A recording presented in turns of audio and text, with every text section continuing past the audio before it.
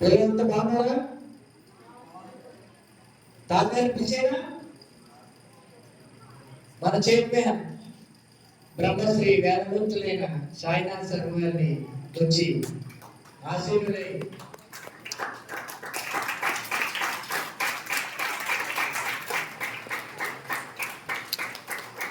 పిల్లలను ఆశీర్వదించవలసిందిగా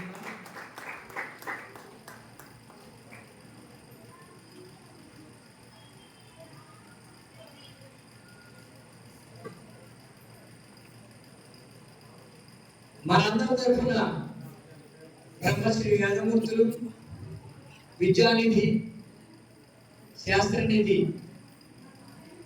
గురువు గారు డాక్టర్ మధురిపల్లి గారిని దత్తాత్రేయ రూపుల్ని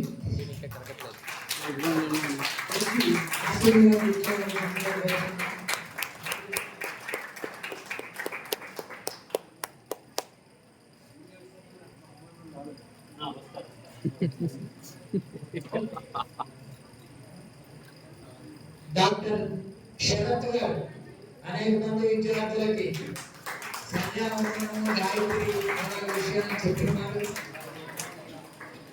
మంచుల శరత్, డాక్టర్ మంచుల శరత్ కుమార్ గారు రాజకీయ వేదిక మీద కూర్చోవలసిందిగా కోరుచున్నాను. వీరందరి గురించి మీకు నాకంటే ఎక్కువ తెలుసు, అంచేత నేను వారి గురించి ఎక్కువ మాట్లాడలేదు. వారి మాటలే మీరంతా ఎక్కువ వినాలని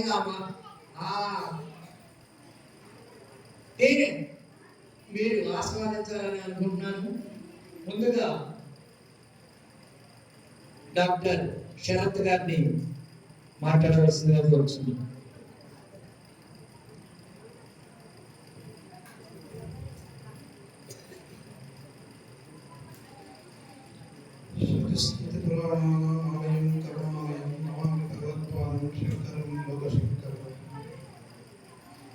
గురవే సర్వలోకానాం విషయే భవరోగిణాం నిధయే సర్వవిద్యానాం దక్షిణామూర్తయే నమః. జ్ఞానం జాహ్నవీ తీర్థం విద్యాతీర్థం వివేకినాం సర్వేషాం సుఖదం తీర్థం భారతీ తీర్థమాశ్రయే. విద్యా వినయ సంపన్నం వీతరాగం వివేకినాం వందే వేదాంత తత్వజ్ఞం వేదశేఖర భారతి. అపార కరుణాసుందరం జ్ఞానం శాంతరూపిణం శ్రీ చంద్రశేఖర గురుం ప్రణమామి ముదావరం. సభా సరస్వతి నమః. ఆసీనులైనటువంటి పెద్దలు, సరస్వతి స్వరూపమైనటువంటి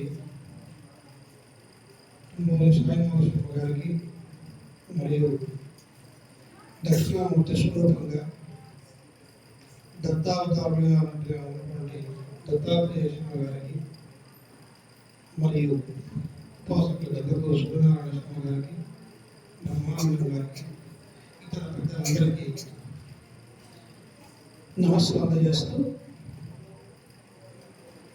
ఇక్కడ ఉన్న అందరికీ కూడా నమస్కారం తెలియజేస్తూ చిన్నపిల్లల్ని ఆశీర్వదిస్తూ,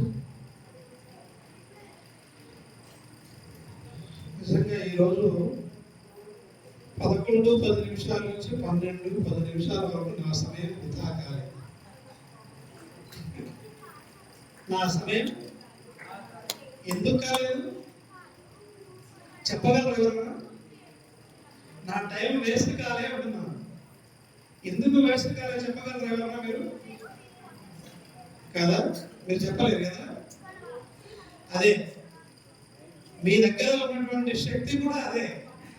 హనుమంతుడి కనుక నాయన నీ శక్తి ఇది అని చెప్తే మహేంద్రగిరి పర్వతంపై ఎక్కి సముద్రాన్ని లంఘించడానికి వెళ్ళినట్టుగా ఇప్పుడు మీరు కూడా నేను చెబితే ఓహో మేము ఇలా అనుకుంటారు. మీరు పాడినటువంటి, నేను అక్కడ దిగుతూ ఉండగానే శ్లోకం వినబడింది నాకు, అమ్మవారి శ్లోకం. సప్తశతిలో పాడుతూ ఉన్నారు ఇక్కడ ఎవరు. సప్తశతి పారాయణంలో పుస్తకంలో ఉండేటువంటి శ్లోకాన్ని పాడుతున్నారు.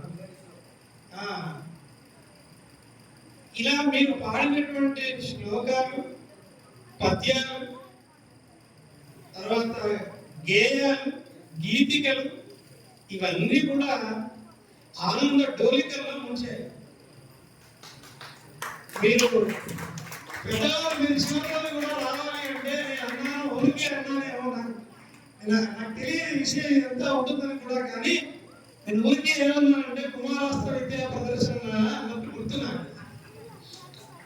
నిజంగా ఇక్కడ కుమారాస్త్ర విద్యా ప్రదర్శననే జరిగింది ఒక రకంగా. అంటే ఇంతమంది విద్యార్థులు ఇక్కడ పాల్గొని నిజంగా మరి ఇంత ధైర్యాన్ని, ఉత్సాహాన్ని పొందడం అనేటువంటిది సామాన్యమైన విషయం కాదు. అందుకొరకు మొట్టమొదలు మీరందరూ కూడా ఈ సంస్థను నడిపిస్తున్నటువంటి ఈ పెద్దలకు ఒక్కసారి గట్టిగా చప్పట్లు కొడుతూ నమస్కరించాలి. ఇది సామాన్యమైన విషయం కాదు. ఒక వారం 10 రోజుల లోపల పిల్లల్ని ఇలా తయారు చేయాలనేటువంటిది ఎలా ఉంటుందో కొంచెం తెలుసు నాకు. ఎందుకంటే 24 గంటలు ఎక్కువ బాగా ఉండేది మీలాంటి వాళ్ళతోనే ఉంటాను నేను. సరే, ఇప్పుడు నేను మరొకసారి సంస్థ వారిని అభినందిస్తూ శుభాకాంక్షలు చెబుతూ నమస్కరించుకుంటున్నాను. సంస్థ అందరికీ కూడా ఇక్కడ ఒక చిన్న మాట. ఏంటా మాట అంటే, సంధ్యావందనం కొరకు వచ్చాము. సంధ్యావందనం నేర్చుకున్నాం. అవునా? నేర్చుకున్నారా లేదా? గట్టిగా మాట్లాడితే ఆకలిస్తుందా కదా? సమయం లేదు, ఆకలిస్తుంది పాపం. సరే, సంధ్యావందనం నేర్చుకున్నాం. ఇక అయిపోయిందా? ఇక్కడికి కాదు, అయిపోదు. ఇది మొదటి మెట్టు. మొదటి మెట్టు పైన నిలుచునే ప్రయత్నం చేశాం మనం ఒక ఇల్లు కడుతూ ఉన్నప్పుడు మొదలు ఒక భూమిని సంపాదించుకోవడము, ఆ తర్వాత ఇంటి నిర్మాణం చేసుకోవడము, ఇంట్లో ఉండడం అనేటువంటిది జరుగుతుంది. ఆ ఇంట్లో ఉన్నప్పుడు అబ్బా నా ఇల్లు ఎంత హాయిగా ఉందిరా అనుకుంటాం. మీరు బ్రాహ్మణిగా పుట్టినందుకు మీరు ఆ ఇంట్లో ఉండగలగాలి అంటే ఇప్పుడు మొదటి మెట్టు ఎక్కారు. మీకు ఆ ఇల్లు హాయిగా అనిపించాలంటే ఏం చేయాలి తెలుసునా? ఎంత కష్టపడాలో ఇల్లు కట్టుటకు అంతకంటే ఎక్కువ కష్టపడాల్సి ఉంటుంది. అంటే ప్రతిరోజు కూడా సంధ్యావందనాన్ని అనునిత్యము, అంటే ప్రతిరోజు అన్నమాట వాడారు, అనునిత్యము తప్పకుండా చేయవలసిన అవసరం ఉంటుంది. ఈ ప్రపంచంలో మన వెంట వచ్చేది అది ఒక్కటనే గుర్తుపెట్టుకోండి. ఈ విద్య మాత్రమే గుర్తుకు వస్తుంది ప్రపంచంలో. ప్రపంచంలో ఎవరు గొప్పవారు అనే మాటకు ఆహార నిద్ర భయమైదునంచ, పెద్దవాళ్ళు చెప్పిన మాట.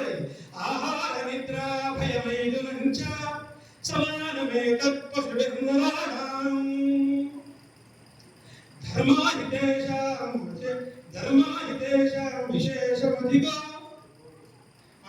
విశేషం ధర్మేణ హీన పశుభిర్నరాణాం. చూసారా? ఏంటి దీని తాత్పర్యం? ప్రపంచంలో అన్ని జీవులు ఉన్నాయి, ఒక పురుగు ఉంది, మనము ఉన్నాం, ఇంకా ఎన్నో ఉన్నాయి. దేంట్లోనట? ఆహారం, తిండి తినడం, ఆహార నిద్రపోవడం, భయపడడం, జీవితాన్ని గడపడం, కోరికలు కోరుకోవడం. ఇవన్నిట్లో కూడా కోరికలు కోరుకోవడం అంటే ఏదో అనుకోవద్దు. మళ్ళీ ఏదో నాకు ఆహారం కావాలనుకోవడం, నేను సుఖంగా చెట్టు కింద పడుకోవాలనుకోవడం, ఇట్లాంటి కోరికలు ఏవైతే ఉన్నాయో ఇవన్నీ కూడా మనుషులకు, పశువులకు సమానం అని చెప్పాడు. ఇందులో ఎక్కువ తక్కువ ఏం లేదన్నాడు. కానీ అధికమేంటి? ధర్మం. ధర్మం అనేది అధికమైంది. కాబట్టి ఈ అధికమైనటువంటి ధర్మం ఏదైతే ఉందో అది ఎవరికైతే ఉంటుందో వాడు మనిషి. అది లేనటువంటి వాడు ఎవడు? పశువు సమానమే. పశువు సమానం, పశువుతో సమానమైనటువంటి వాడు ఎవడని చెప్పాడు. మరి ఆ ధర్మాన్ని సాధించాలి అంటే మనం చేయవలసిన మొట్టమొదటి క్రియ, కర్మ, కర్తవ్యం ఏదైనా ఉంది అంటే ప్రతిరోజు మనం ఉన్నత ఒక గొప్ప వ్యక్తిలాగా మనగలగాలి అంటే తప్పనిసరిగా మనం చేయవలసిన కర్తవ్యమే సంధ్యావందనం. మనం పూర్తిగా వెలుతురు కానీ పూర్తిగా చీకటి కానీ లేనటువంటి సమయంలో ఉన్నామని అనుకుంటే, ఆ సమయాన్ని కనుక మనం సద్వినియోగం చేసుకుంటే, ఆ సమయంలో భగవదారాధన చేస్తే ఆ సమయం మనల్ని ఉద్ధరిస్తుంది. సమయం మనల్ని ఉద్ధరించాలంటే మనం భగవదారాధన చెయ్యాలి. సంధ్యావందనం చేస్తే పుణ్యం వస్తుందా అండి? కొంతమంది ప్రశ్న. సంధ్యావందనంతో పుణ్యం రాదు, మరి ఎందుకు చేయాలి సంధ్యావందనం కదా? కాబట్టి సంధ్యావందనం అనేటువంటిది ఒక ధర్మం. ఇక్కడ ఒక పెద్ద ఆర్మీ జవాన్ ఉన్నాడు అనుకోండి. ఇప్పుడు నేను సైనికుడిని, నేను ఏం చేస్తాను? ఆయన కలవగానే వెంటనే సెల్యూట్ చేస్తాను. నేను చెయ్యకుంటే ఏమని అంటాడు ఆయన? ఏమన్నాడు? చేస్తే పోనీ ఏమని అంటారా? ఏమన్నాడు? కానీ ఇలా రోజు చేయకపోతే ఏం చేస్తారు? ఈయన నియమాన్ని తప్పుతున్నాడు అంటాడు. ఈ నియమం తప్పడం వల్ల ఏమవుతుంది? నాకు ఎప్పుడో కార్యక్రమంలో శిక్షను విధిస్తాడు. ఆ శిక్ష ఏ రూపంలో ఉంటుందో తెలియదు. కాబట్టి చేస్తే ప్రమోషన్ ఇస్తాడా? రోజు చేస్తే డబ్బులు ఎక్కువ ఇస్తాడా? ఇవ్వరు. కానీ చేయకపోవడం వల్ల మాత్రం శిక్ష వహించడం తప్పదు. అందుకొరకనే సంధ్యావందనం అనేది చేయడం వల్ల పుణ్యం వస్తుందో రాదో దేవుడు, కానీ పాపం అనేది మాత్రం మన చుట్టుకుంటుంది. ఇది బాగా గుర్తుపెట్టుకోవాలి, పిల్లలైనా మన పెద్దవాళ్ళైనా కూడా. అందుకొరకే నేను నా ఇంట్లో సంధ్యావందనం చేయడం ప్రారంభిస్తేనే నా కొడుకు సంధ్యావందనం చేస్తాడు. సంధ్యావందనం చేయకపోవడం మహాపాపం. అందులో ఉండేటువంటి అర్ఘ్యప్రదాన్ని సరిగా నిర్వహించకపోవడం అంతకంటే ఎక్కువ పాపం. గాయత్రి జపాన్ని స్మరించకపోవడం, చేయకపోవడం అనేటువంటిది ఇక అంతకు మించిన పనిష్మెంట్ ఇంకొకటి లేదు. కాబట్టి మనం అందరం కూడా ఖచ్చితంగా మీరు ఇక్కడ నేర్చుకున్నారు. ఈ విద్యను అంతా పడగొట్టకూడదు. సంధ్యావందనంలో చాలా భాగాలు, 10 భాగాలు నేను ముందు కూడా మనం మాట్లాడుకున్నాం. ఎన్ని భాగాలు ఉన్నా అన్ని భాగాల్ని కూడా సరైన దిశలో చేయండి. సంధ్యా సమయంలోనే చేయండి, మరచిపోకండి. ఇది మీకు అనేక రకాలైన విశేషాలను అందిస్తుంది. చూడండి, సంధ్యావందనాన్ని అవమానిస్తే ఏమవుతుందో ఇక్కడ పెద్దలు ఉన్నారు. శ్రీకృష్ణుడు అర్ఘ్యప్రదానం చేస్తూ ఉన్నప్పుడు గైడు ఏం చేశాడు? పైనుంచి వెళుతూ ఏదో ఉమ్మేశాడట. అది వచ్చి ఇక్కడ పడిందట. పడితే ఏమైంది? గైడు ప్రాణానికే ముప్పొచ్చు. సంధ్యావందనాన్ని పరిహసించాలని చేశాడా లేదా అనే విషయం పక్కన పెడదాం. కానీ సంధ్యావందనాన్ని పరిహసిస్తే అటువంటి ప్రమాదాలు మనకు వస్తాయి.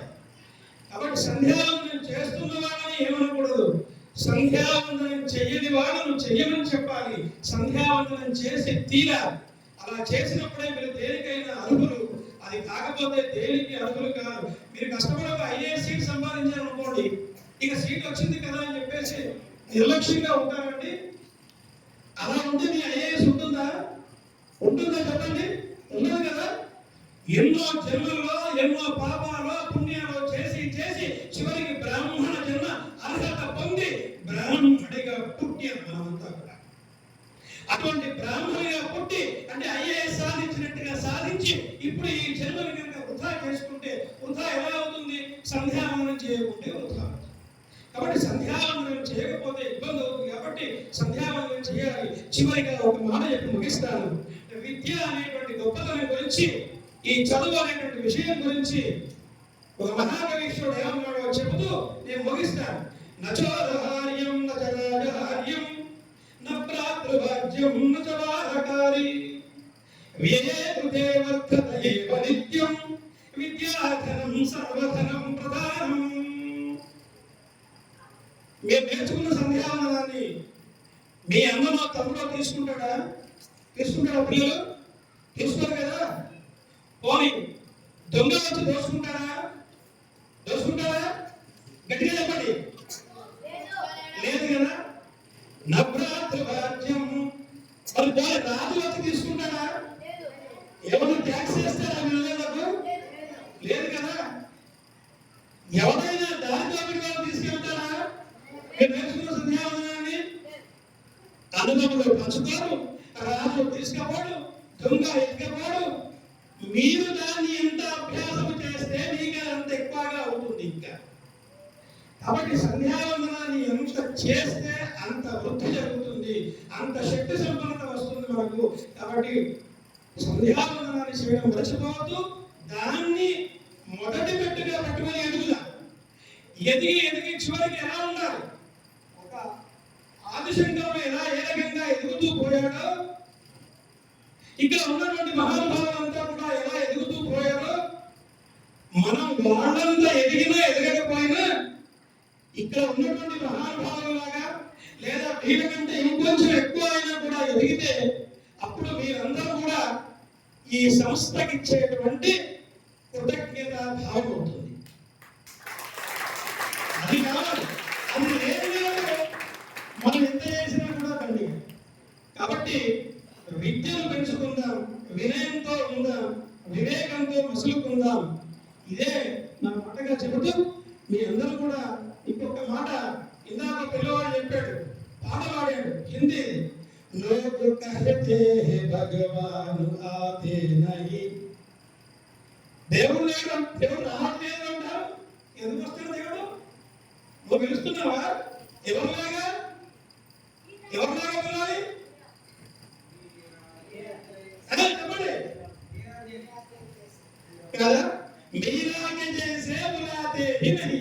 మీరాదేవి లాగా నువ్వు పిలవట్లేదయ్యా, యశోదాదేవి లాగా నువ్వు నిద్రపుచ్చట్లేదయ్యా, గోపికల్లాగా నువ్వు హృదయంలో పెట్టుకోవడం లేదయ్యా. కాబట్టి దేవుడి దగ్గర రావట్లేదు. నువ్వు సంధ్యావందనం చేయకుండా నేను బ్రాహ్మణ్ణి, నాకు అన్ని కావాలంటే ఎక్కడి నుంచి వస్తాయి? నేను దైవారాధన చేయకుండా నాకు దేవుడు ఎక్కడి నుంచి వస్తాడు? రాడు. కాబట్టి పిల్లలు మీరందరూ కూడా, పిల్లలతో పాటు నేను కూడా చెప్తున్నాను ఏంటంటే, తండ్రిగా నా బాధ్యతను ఎంత నిర్వర్తించగలిగితే అంత నా కొడుకులు నిర్వర్తిస్తారు. కాబట్టి నేను కూడా, అంటే తండ్రులు కూడా అనుదినము ఈ సంధ్యకు వందనం అంటే ఒక పెద్ద ఆయన అన్నాడు, ఇప్పుడే సంధ్యకు వందనం చేసి వచ్చారండి అన్నాడు. ఇది కాదు సంధ్యకు వందనం అంటే. ఆయన ఉద్దేశం ఏంటంటే సంధ్యకు నమస్కారం చేసి వచ్చారు. ఇది ఈ సంధ్యకు వందనం కాదండి, సంధ్యావందనం చేయండి. సంధ్యావందనం చేసిన తర్వాతనే మిగతా పనులు పెట్టుకోండి. మీరందరూ చేయగలరు, చేస్తారనే విశ్వాసంతో మరి ఈ సభ నుంచి సెలవు తీసుకుంటున్నాను. ధన్యవాదాలు.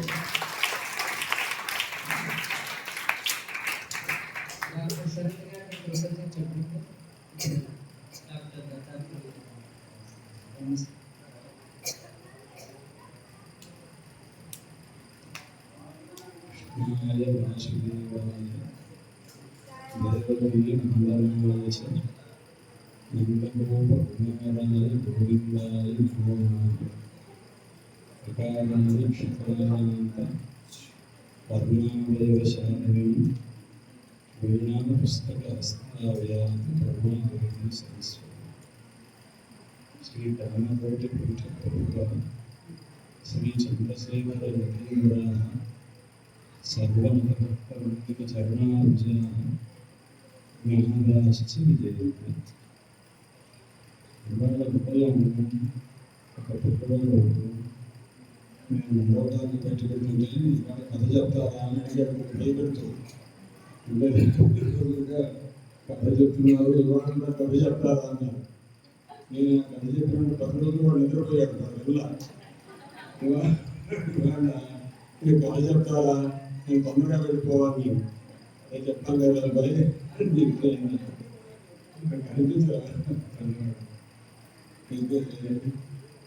ఈ 10 రోజులు కూడా బాలపురంలో చిన్నపిల్లలు నిష్కపట హృదయులు చాలా శ్రద్ధతోటి, చాలా ఆసక్తితో మొట్టమొదటి రోజు కొద్దిగా దిగులు పడ్డారు, కానీ తర్వాత చాలా శ్రద్ధగా హాయిగా ఉన్నారు. అలా చివరి రోజు వచ్చేసరికి రేపు ఎప్పుడు వెళ్ళిపోతారంటే ఆ చిగమిషం. అందువల్ల ఇప్పుడు ఎలాంటి వాళ్ళు ఉన్నారంటే జిగదీశులు ఉన్నారు, తొందరగా ఇంటికి వెళ్ళిపోవాలి అని. కొంతమంది జిజ్ఞాసులు ఉన్నారు, పెద్దవాళ్ళు ఏదైనా చెప్పి తెలుసుకోవాలి అని. వివక్షులు ఉన్నారు, 4 మాటలు చెప్పాలి అని మేము ఉన్నాం. ఈ మీ లెక్కల వ్యవహారంలో ఎవరికి చెప్పాలంటే ఇటు చూడకుండా అటు పక్కకి చూసి చెప్తాను. ఎందుకంటే ఈ పిల్లల్ని పంపించి వాళ్ళ దిగులు పడకుండా వాళ్ళ గురించి నిరంతరం ఆలోచిస్తూ ఉంటారు. ఇంట్లో ఉన్న తర్వాత అందరికీ ఇప్పుడు ఒక పిల్లవాడు లేదా ఇద్దరు పిల్లలు అయితే ఎక్కువ. అలాంటిది ఆ పిల్లవాడు ఎట్లా ఉన్నాడు, వాడు రాత్రి కూడా అమ్మ అమ్మ అంటుంటాడు అని తల్లులు బాధపడుతూ తండ్రులు బాధపడుతూ ఇలాగా ఉంటుంటారు.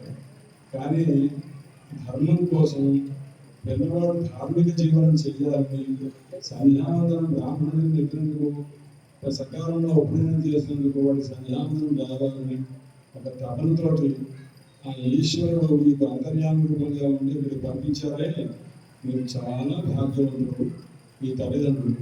దానికోసం ముందుకు వాళ్ళని అభినందిస్తున్నాను. ఎందుకంటే ఎంతలో ఉన్నారు, అంతలో ఉపనయనం చేస్తారు.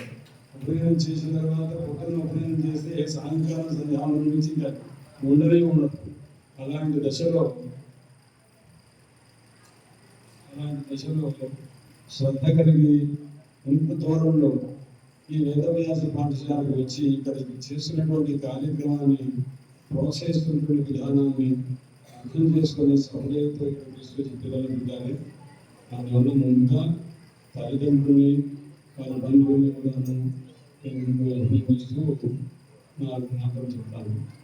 సంధ్యావందనం దాని గురించి ముందు మీరు చెప్పారు, కుమార్ గారు చెప్పారు, చాలా సంతోషం. సంధ్యావందనం ఏం చేయాలి అంటే ఏదైనా చేస్తుంది. ఒక పౌరాణికమైన కథ ఒకటి చెప్పి తర్వాత కుదిరితే పరమేశ్వరుడు ఇస్తే మాట్లాడతాను. దేవీ భాగవతం మీ అందరికీ తెలిసే ఉంటుంది. దేవీ భాగవతంలో 18,000 శ్లోకాలు ఉన్నాయి. ఆ 12 స్కంధాలను కూడా ఉన్నారు. అందులో చివరి స్కంధంలో గాయత్రి అమ్మవారి గురించిన ఉపాసన, అది ఎలా తెలుసుకోవాలి, ఆ మంత్రంలో ఒక్కొక్క అక్షరానికి ఏ దేవత, ఏ వర్ణము, ఇలాంటివన్నీ చాలా ఉపాసన విధానాలు చెప్పారు. అది చెప్పిన తర్వాత గాయత్రి అమ్మవారి యొక్క మహాత్మ్యాన్ని చెప్తూ వచ్చిన కథలు. పూర్వకాలంలో గౌతమ మహర్షి అని ఇంకొక మహర్షి ఉన్నారు. తెలుసు మీకు, హర్య గౌతములు అని చెప్పినట్టుగా. అలా గౌతమ మహర్షి, ఆ మహనీయుడు గొప్ప గాయత్రి ఉపాసకుడు. ఆయన ఏనాడు గాయత్రి మంత్రాన్ని వదిలిపెట్టింది లేదు. సంధ్యావందనం చేసేటప్పుడు సంధ్యావందనానికి అంగంగా చేసే గాయత్రి వేరే, అది కాకుండా విడిగా పురస్కరణ గాయత్రి విధానం మళ్ళీ వేరే. అలా చేసేవాడు. ఆయన లక్షలు కాదు కోట్లు చేశాడు. నేను ఈ గడిచినటువంటి 10 రోజుల్లో ఒకరోజు కథ కూడా చెప్పాను. విద్యారణ్య స్వామి వారు 24 కోట్ల గాయత్రి మంత్రం చేశారు. అప్పటికీ కూడా గాయత్రి అమ్మవారు ప్రత్యక్షం కాల. చివరిసారి ఆయనకి కష్టమైంది. ఈసారి ప్రత్యక్షం కాకపోతే ఏం తీసుకున్నారు ఆయన? సన్యాసం తీసుకున్నారు. అందుకోసం నేను చివరికి సన్యాసం తీసుకున్న తర్వాత గాయత్రి అమ్మవారు ప్రత్యక్షమైంది. ప్రత్యక్షమైతే అప్పుడు అమ్మా నేను అనుకున్నప్పుడు ప్రత్యక్షం కాలేదు కదా అంటే ఆయన చెప్పింది అన్నమాట. వెనకాల చూడంటే 24 కొండలు తగలబడిపోతున్నాడు. ఆ కొండలు ఏమిటంటే నీవు ఎన్నెన్ని జన్మలైతే ఆ శరీరాన్ని విడిచిపెట్టే ఎముకలు ఉన్నావో ఆ ఎముకలు పుట్టలుగా అయ్యి అనేక జన్మలు కలిసి ఒక కొండ అయింది. అలా 24 కొండలు ఉన్నాయి. ఇప్పుడు నువ్వు 24 కోట్ల గాయత్రి చేసినందు వల్ల ఆ కొండలన్నీ కూడా దగ్ధమైపోయినాయి. అంటే ఆ జన్మ సంబంధం లేదు ఇంకా. అందుకోసం 24 కోట్ల గాయత్రికి ఎన్ని కోట్ల జన్మల యొక్క పాపం అంతా భగవాన్ పోయింది. అందుకోసం ప్రత్యక్షమయ్యాలని చెప్పారు.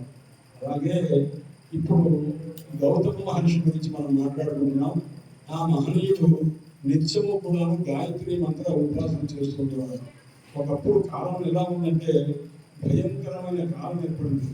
అంటే కరువు కాలం వచ్చింది. ఎన్ని సంవత్సరాలు? దశపంచ సమావిభో అన్నారు. అంటే మొత్తం 15 సంవత్సరాల పాటు వర్షం అనేది లేదు. ఎక్కడ పంట లేదు, తినడానికి తిండి లేదు. 1 సంవత్సరం, 2 సంవత్సరాలు, 3 సంవత్సరాలు అయిన తర్వాత ఇంకా ఆహారం ఎక్కడ ఉత్పత్తి లేదు. వర్షం లేదు. వర్షం లేకపోతే ఆహారం లేదు. మొత్తం పోయింది. చివరికి ఏమైంది? జంతువులు కాస్త బలహీన జంతువులు బలవంతులైన జంతువులు కాస్త తినడం మొదలుపెట్టింది. ఇప్పుడు తినడానికి ఎవరైతే మాంసాసనం చేసి మాంస భక్షణ చేసి జీవించేవాడు ఉంటారు మానవులు కూడా, వాళ్ళకి మాంసం దొరకల. ఎందుకంటే ఆ మాంసం దొరికేటువంటి బలవంతమైన జంతువు బలహీన జంతువు సంగతి తెలుస్తుంది. వీళ్ళకి తిట్టడానికి మాంసం దొరకకపోతే ఏం చేశారు, వీళ్ళలో కూడా ఆ జంతు సంస్కారం ఏర్పడి వీళ్ళలో బలహీనమైనటువంటి శిశువుని చంపి ఆ తల్లిదండ్రులు తిట్టడం మొదలుపెట్టారు.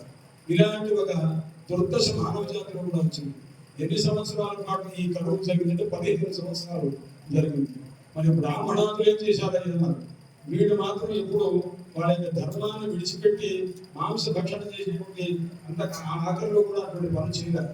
అందుకోసం వాడు ఏం చేశారంటే ప్రత్యామ్నాయ విధానం ఏం చేద్దాము, ఎండుగడ్డిని కాస్త ఏదైనా ఉడకబెట్టుకుందామా అంటే దానికి సంబంధించినటువంటి పదార్థం కూడా దొరకలేదు, ఏమీ దొరకలేదు. నానా కష్టపడ్డారు. ఎందుకంటే పచ్చిగడ్డి లేనే లేదు, వర్షాలు లేదు కాబట్టి.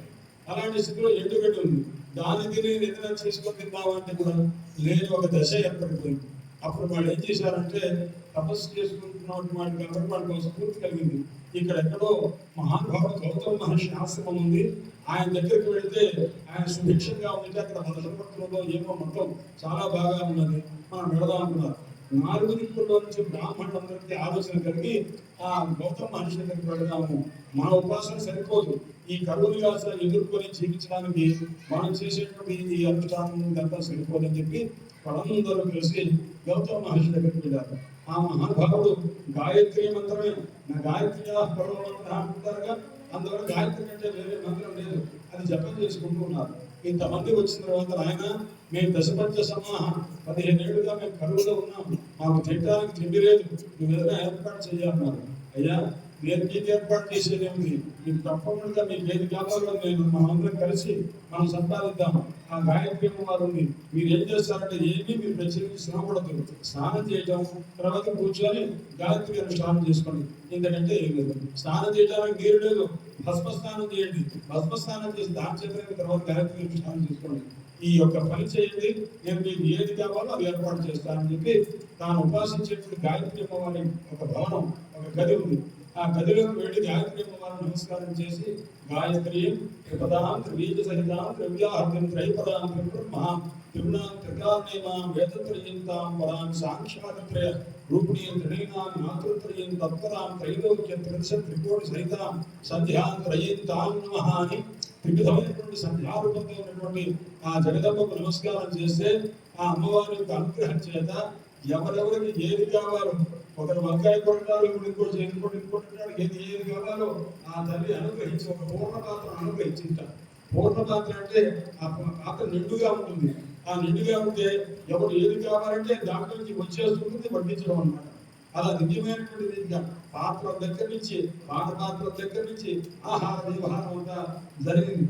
ఇలా ఆయన పోషించారు. ఏం చేద్దాం, కేవలం గాయత్రి మంత్ర అనుష్ఠానం చేత చేశారు. ఎంతకాలం అయ్యానంటే 10 రోజుల 15 రోజులు అన్నారు, 12 సంవత్సరాల పాటు చేశాను. ఈ కరువు ఎంతకాలం అయితే ఉందో అంతకాలం నేను చేస్తాను. అంటే ఈ మహానుభావులు చేసినటువంటి ఇంతమంది బ్రాహ్మణులకు వీళ్ళందరూ కూడా మామూలు వాడు కాదుగా, వాళ్ళకి చెప్పారైనా మీరేం చేయొద్దు, సంధ్యావందనం చేసుకోండి, గాయత్రి అనుష్ఠానం చేసుకోండి, ఎందుకంటే మీరేమీ చేయొద్దండి, మీకు ఏ కాలంలో ఏ ఆహారం కావాలని చేస్తారని బట్టి ఆయన తన తపస్సుల చేత మొత్తం అందరికీ ఆహార కల్పన చేశారు. ఇంతమంది కూడా 12 సంవత్సరాలు గాయత్రి మంత్రానుష్ఠానం బలం చేత ప్రపంచంలో ఎంత భయంకరమైన కరువులో ఆ కరువు మొత్తం ఎగిరిపోయింది. ఎగిరిపోయిన తర్వాత బ్రహ్మాండమైనటువంటి మనుషులు రావడం మొదలుపెట్టింది. మనుషులు చూసుకున్నాక ఇంతవరకు నారద మహర్షి వచ్చారు. నారద మహర్షి వచ్చి ఆయన గౌతమ మహర్షి దగ్గరికి వచ్చి, ఆయన నీ గురించి స్వర్గంలో చెప్పుకుంటున్నారయ్యా, నువ్వు ఇంతమందికి ఆహార కల్పన చేశావు, ఎంతమందిని జాగ్రత్తగా ధర్మపథంలో నుంచి, అంటే మనుషులు ఎక్కువ చంపుకుంటున్నారు, తల్లి నమ్మేస్తున్నారు, పిల్లల్ని కాస్త చంపేసుకొని వాటిని మాంసం తినేస్తారు, కొంతమంది అనాగరికమైనటువంటి వ్యవస్థ కలిగినటువంటి. కానీ ఈ బ్రాహ్మణులందరూ అటువంటి దుర్దశ కొంతగా ఉండేట్టుగా వాళ్ళందరూ నీ దగ్గరికి వచ్చి హాయిగా ఉంటూ వాళ్ళ నిత్యానుష్ఠానం అంతా చేసుకుంటూ చేశావు. 12 సంవత్సరాల పాటు వాడిని పోషించావు ఆయన, నువ్వు నీ గురించి ఇంద్రాదేవులంతా చాలా ప్రశంసిస్తున్నారు, శశిదేవి కూడా నీకు నమస్కారం పెట్టింది అని అదంతా చెప్పారు. చెప్పిన తర్వాత ఆయన మహావినయంగా, ఎందుకంటే ఒక ప్రశంస వచ్చింది అంటే దానికి ఇంకా తగ్గిపోతూ ఉంటారు మన మహనీయులైన వారు. అందువల్ల ఆ గౌతమ మహర్షి నమస్కారం పెట్టి, అయ్యా ఆ పరదేవత కూడా అంతకంటే ఏం లేదు, నేనేం చేయగలండి, నేను సామాన్యుడిని, వీళ్ళందరికంటే కూడా నేను సామాన్యుడి అని చెప్పి అన్నారు. ఆయన నువ్వు కాదు, నువ్వు చాలా గొప్పవాడు, ఇంతమంది నువ్వు ఎప్పుడైనా చేశావు. నారద మహర్షి బాగా ప్రశంసించి వెళ్ళిపోయారు. ఇది విన్న తర్వాత ఈ బ్రాహ్మణులందరికీ కూడాను ఏం కలిగింది, ఒక అసూయ కలిగింది. ఆయన ఇంతలాగా ప్రశంసించేస్తున్నారు, ఈయనకి ఎలాగైనా సరే మనం ఇంకా అప్రతిష్ట పాలు చేసి వెళ్ళిపోతా ఉంటున్నారు. 12 సంవత్సరాలు అక్కడ ఉండి తిని అనుష్ఠానం చేస్తున్న వాళ్ళకి హఠాత్తుగా అవతల వారి యొక్క ఔన్నత్యం చూసి తట్టుకోలేక వాడికి ఒక అసూయ ఏర్పడింది.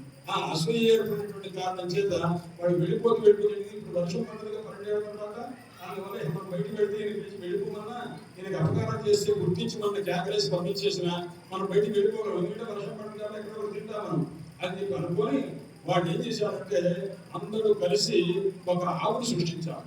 నా తపశక్తి చేస్తారు. ఆవు ఎటువంటిది, మహా ముసలియావు.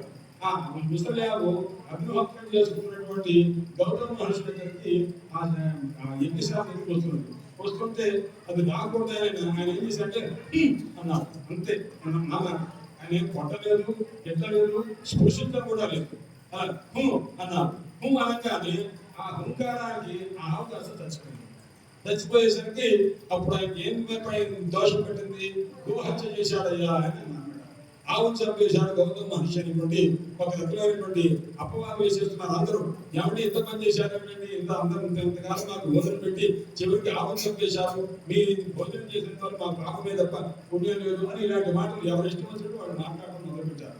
మొదలుపెట్టిన తర్వాత ఆ మహాభావుడు చూశాడు, ఇది ఏమిటి ఎలా జరిగింది, హుంకార మాత్రం చేతనే అంటే అదిరించినట్టుగా ఒక శబ్దం అన్నంత మాత్రం చేతనే చనిపోవడం ఏమిటి, ఇది ఆశ్చర్యంగా ఉంది అని ఒక్కసారి ధ్యాననిష్ఠుడై అమ్మవారిని ప్రార్థన చేసి ఏమిటిది ఏం కూర్చున్నాడు.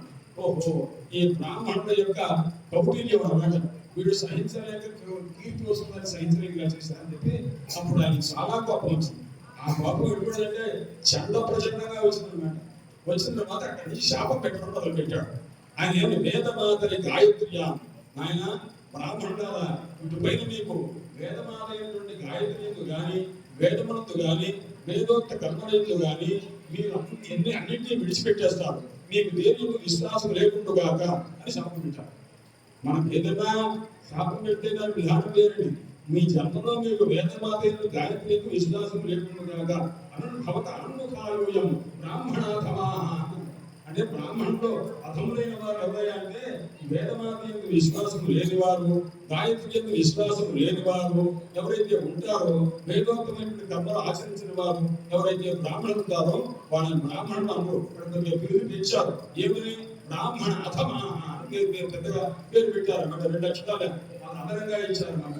ఈ రకంగా ఒక్కొక్కటి కాదు, మీరు శివుని ఎందు కానీ శైవోక్తమైనటువంటి ఆ మంత్రముల ఎందు కానీ రుద్రాల మంత్రముల ఎందు కానీ మీకు ఆసక్తి లేకుండా ముందుగాక, అలాగే శ్రీదేవి పాదాంబుజముల ఎందు కూడా మీకు విశ్వాసం లేకుండాగాక, మాతృవిక్రమ మీరు తల్లిదండ్రులను అమ్ముకునేటటువంటి వారై అనేక హీనమైనటువంటి కన్యా విక్రయణ, పితృ విక్రయణ, మాతృ విక్రయణ, భ్రాతృ విక్రయణ, అన్నని తమ్ముళ్ళని అమ్మేస్తుంటారు, అమ్మని అమ్మగారిని అమ్మేస్తుంటారు. పరిచయంగా వెళ్ళిపో అంటే అమ్మేటువంటి వాళ్ళతో రూపాయలు పెట్టింది కాదు, ఉద్యోగం చేయి, అక్కడికి వెళ్ళి చాకరీ చేసుకున్నా, ఏం చేస్తావు ఇంట్లో ఉండి అది ఈ రకంగా నానా హింసలు పెట్టి చేసుకుంటుండి హీనుడైపోతారని చెప్పి.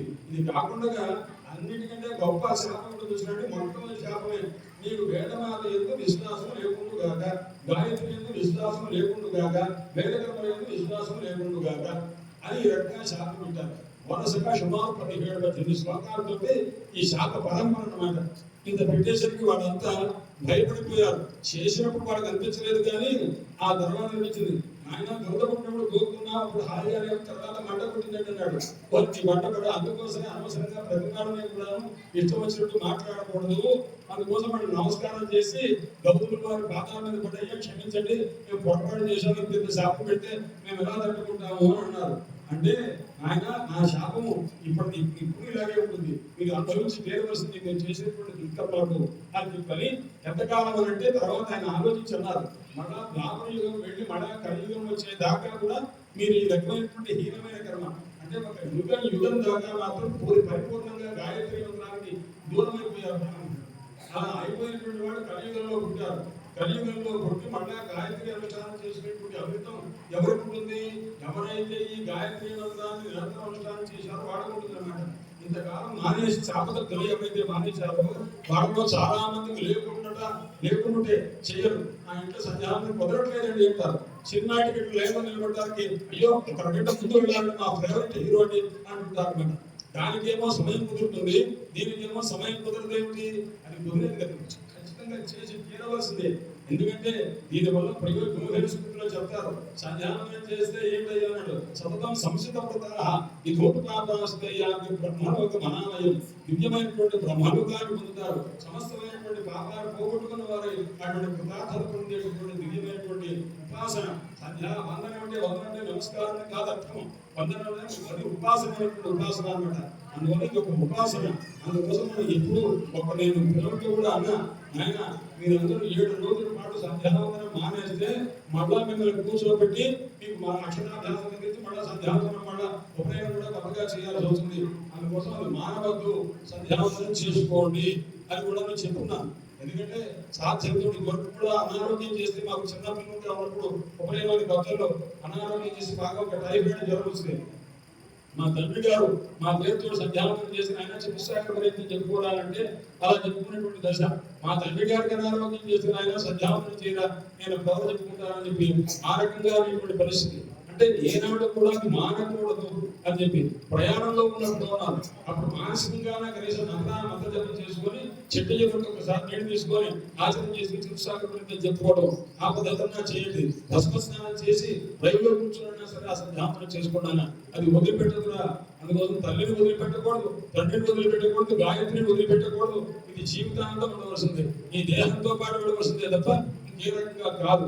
అటువంటి విశ్వాసాన్ని ఈ పిల్లలకి కలిగించవలసిన కర్తవ్యం తల్లిదండ్రులకు ఉంది. అందుకోసం మనం చేసినా చేయకపోయినా పిల్లలు జాగ్రత్తగా చేయాలి. నాయన నువ్వు చేయలేదు చేసుకుంటానని ఆ తండ్రి కూడా కొద్దిగా కూర్చోవడం, ఒక 5 నిమిషాలు కూర్చొని నీ పక్కన కూర్చొని సంధ్యావందనం కూడా చేస్తాను అంటే అప్పుడు ఆ తండ్రి చేసుకునే కొడుకు కూడాను జాగ్రత్తగా భయంగా చేసే అవకాశం ఉంటుంది. అంటే ఆ రకమైనటువంటి ఒక అభ్యాసాన్ని పిల్లలకు అలవాటు చేయండి. 10 నిమిషాలే నేను చెప్పేది. మీరు 108 లేకపోతే 1000 చేయించమని చెప్పట్లేదు. 10 న్యాయాలు ముందు చేయించండి. ముందేం చేయాలి, ముందు బెల్లం ముందు పెడితే తర్వాత కొద్దిగా చేతి ముందు వేసుకోవచ్చు. ముందు వాడి పిల్లవాడిని ప్రవర్తింపజేసి ఏ రోజు కూడా మన పెద్దనాడే లేవాలి. మన పెద్దనాడు లేస్తే పిల్లవాడు లేచిన తర్వాత సంధ్యావందనం చేసుకొని వాడి పొద్దునే 8, 7:30 స్కూల్ బస్సు వస్తుంది, ఎక్కించేసాక అందుకోసం ముందు లే మన సాయంకాలం రాగా 9 వరకు చేసుకుని పెద్దవాడే పడుతుంది వాళ్ళు అని చెప్పి వాడిని ప్రోత్సహిస్తూ లోపం లేకుండా ఉత్సాహపరుస్తూ జాగ్రత్తగా చేయాలి. అందువల్ల గాయత్రి ఉపాసన యావత్ మీకు ఒక్కటే మాట, గౌతమ మహర్షి 12 సంవత్సరాల పాటు ఎవరు కూడా పెట్టలేనటువంటి దశలో అంత ఆహారం పెట్టారంటే ఏ ఉపాసన చేశారంటే కేవలం గాయత్రి ఉపాసన. ఆ గాయత్రి ఉపాసన మన ఇంట్లో కూర్చొని గాయత్రి మంత్రం జపం చేసుకుంటూ ఉంటే వాడికి రానిదట్టు ఏది ఉండదు. ఏదైతే వస్తుంది మనం ఆ చిత్తశుద్ధితో మనం చెయ్యాలి. ఆ నమ్మకం కలిగి ఉండాలి. యాదృశి భావనాయుత సిద్ధి భవత ఆదృశి. మనకు ఎట్టి భావన ఉంటుందో అటువంటి సిద్ధి కలుగుతుంది. అలాంటి సిద్ధి కలిగేటటువంటి మానసిక స్థైర్యం ఆ పిల్లలకి మనం ఇవ్వాలి. అందుకోసం నాయన చేసుకున్నావా లేదా, సంధ్యావందనం చేసుకో అని జాగ్రత్తగా చెప్పగానే తల్లిదండ్రులు ఇప్పుడు కాదమ్మా ఇవాళ కర్తవ్యం ఉందమ్మా అని మాత్రం పిల్లలు అనకూడదు. ఎట్టి పరిస్థితుల్లో ఏదైనా సరే రేపు టీచర్ ఏమంటారన్నప్పటికీ కూడా 10 నిమిషాలు సేపు సంధ్యావందనం చేసి గబగబా తర్వాత ఎక్కువ రెండు చదువుకోవాలి. ఏనా చేస్తారా? మానవుడిగా జాగ్రత్తగా చేయాలి. అన్ని సంవత్సరాలు వచ్చేసరికి ఇంకా కొత్త శ్లోకాలు, నూతన వచ్చేసిన శ్లోకాలు అవి చెప్తాయి. మళ్ళా ఈ పాఠశాల నుంచి వెళ్ళిన తర్వాత ఆ పిల్లలకు వచ్చినటువంటి జ్ఞానానికి మిగతా చోట ఉండదు. అలా మనం తయారవ్వాలి. అందులో జాగ్రత్తగా చదువుకోండి, అభ్యర్థులు పిలవండి, తల్లిదండ్రులు చెప్పినట్టు వినండి. పొద్దున్నే లేకపోతే సంధ్యావందనం చేసుకోవడం జాగ్రత్తగా. ఇప్పుడు ఇంతకుముందు మనం విద్యార్థి స్వామి గారి గురించి చెప్పుకున్నాం. ఇవాళ ఏ ఋషి గురించి చెప్పుకున్నామో ఇవాళ ఎన్ని సంవత్సరాలు పోషించాలి ఆయన అంతమంది, ఎన్ని రోజులు ఎన్ని సంవత్సరాలు కరువు వచ్చింది. అందుకోసమని ఆ రకంగా ఉన్నటువంటి దశలో రక్షించింది వీరబలాన్ని రక్షించగలిగారు కేవలం గాయత్రి మంత్రం వల్ల అన్నమాట. అందుకోసం దాన్ని ఎప్పుడు విడిచిపెట్టకుండా శ్రద్ధ కలిగి చదువుకోండి. శుభమస్తు. సమస్త సన్మంగళాలు పొందు. శ్రీ చంద్రశేఖర జగద్గురు భాగి, శ్రీ చంద్రశేఖర జగద్గురు ఆయుర్వేది, శ్రీ చంద్రశేఖర జగద్గురు ఆరోగ్యం దేహి, శ్రీ చంద్రశేఖర జగద్గురు భక్తిం దేహి, శ్రీ చంద్రశేఖర జగద్గురు విద్యాం దేహి, శ్రీ చంద్రశేఖర జగద్గురు చిత్తశుద్ధిం దేహి, శ్రీ చంద్రశేఖర జగద్గురు మమ మాతాపితరౌ భాగి. హరయే నమః, గురవే నమః.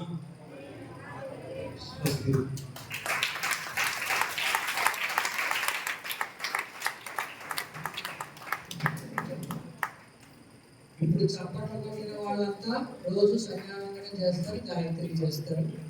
ఒకవేళ ఎవరి పిల్లలైనా చప్పట్లు కొట్టకపోతే ఆ తండ్రి గారు సంజ్ఞానం చేసి ఆ పిల్లలంతా కూడా చతుస్సాగర్ పోయిన పిల్లలు అనిపించారు.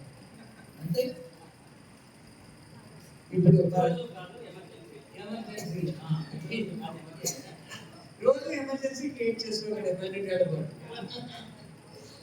ఇప్పుడు మా తాతగారు చైర్మన్ గారు మనందరినీ ఆశీర్వదిస్తారు.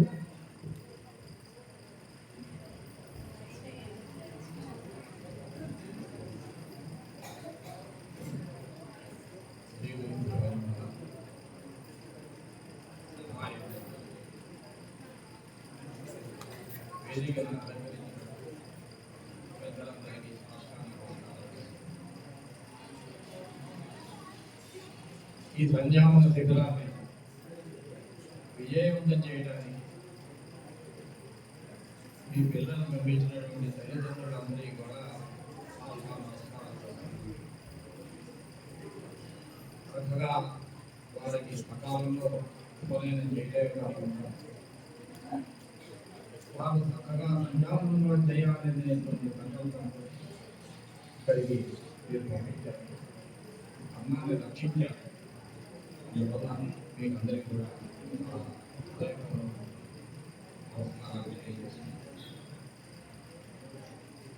ఈ సంధ్యావన శిబిరం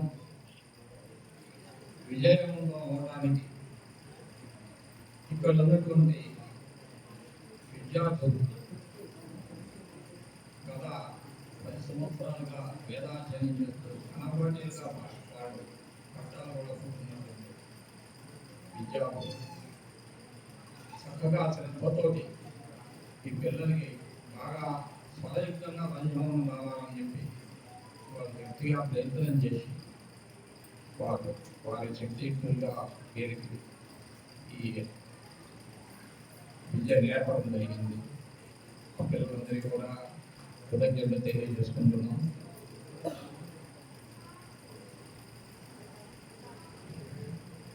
ఈ ఎన్ని రోజులు కూడా మన అదృష్టం ఏమిటంటే మనకి మహానుభావులు దత్తాత్రేయ శాస్త్రి గారి దగ్గరకు వచ్చి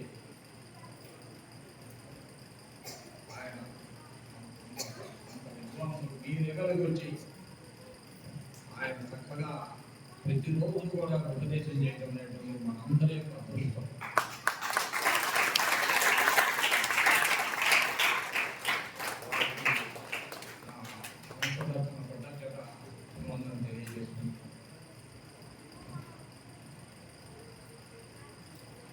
ఈ శిబిరం 10 రోజుల పాటు పిల్లలు ఇక్కడ ఉన్నారని చేయాలి, ఇదంతా చేయాలి అనేటైతే దీనికి పిల్లల రక్షణ బాధ్యత చాలా ఎక్కువ, చాలా కష్టం. చిన్న పిల్లలు ఏదో వాళ్ళకి ఏం తెలియదు, ఏదో ఇంట్లో ఉండే కావాలని మీరు కలిసి వెళ్ళి జీవితం కష్టం ఉంటుంది ఈ రోజు. అందువల్ల దీన్ని నెరవేర్చడం కోసం అని చెప్పి మా కార్యకర్తలు మణికంఠ, రామన్ గారు, ప్రభాకర్ గారు, రామన్ గారు చాలా మంది 10 రోజులు ఇక్కడే ఉండి ఆదేశం ఈ పిల్లల్ని రక్షిస్తూ ఈ కార్యక్రమాన్ని విజయవంతం చేసినటువంటి మా కార్యకర్త బృందానికి హృదయపూర్వకమైన కృతజ్ఞతలు తెలియజేస్తున్నాను.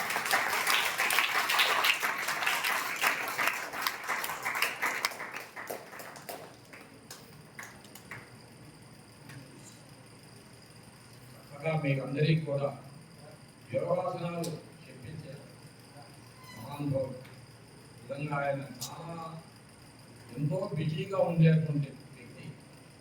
ఆయన వచ్చి మనకి పిల్లలందరికీ సంజామం చెప్పుకునే వారికి మనం చెప్పకపోతే ఎట్లా? ఈ విద్య నేర్చుకున్నారు, వేద విద్య నేర్చుకున్న వాళ్ళు మనం చెప్పకపోతే ఇంకేమిటి అనేటువంటి దృష్టితోటి ఆయన ఇక్కడికి వచ్చి చక్కగా మీకు అందరికీ కూడా యోగాభ్యాసాన్ని, ఆసనాలు వీటన్నింటినీ కూడా నేర్పించారు. వారికి కృతజ్ఞతలు తెలియజేస్తున్నాను.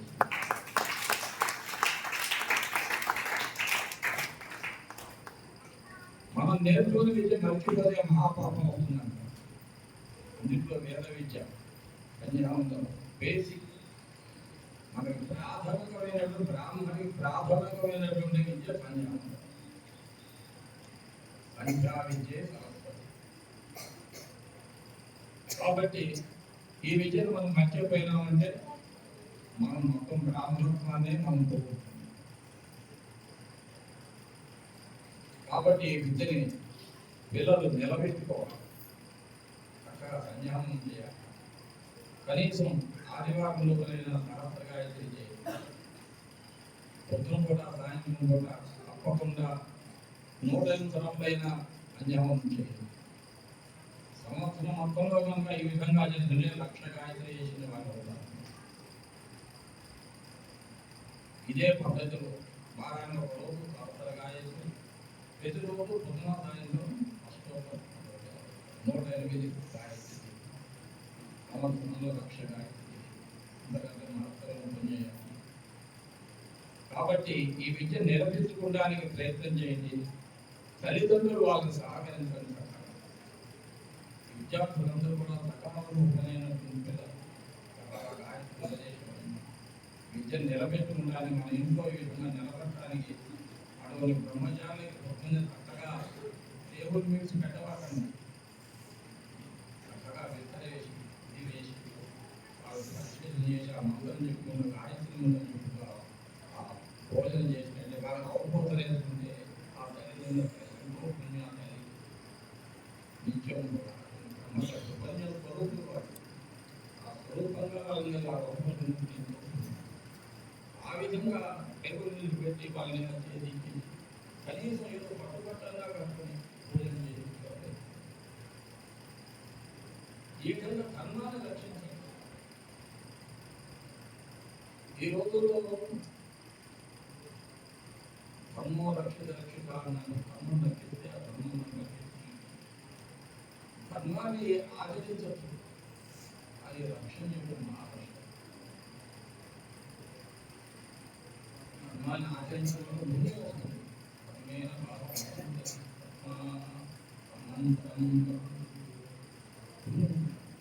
అని ఆచరించడం మహారక్షణ. రక్షణ చేయడం చాలా అవసరం.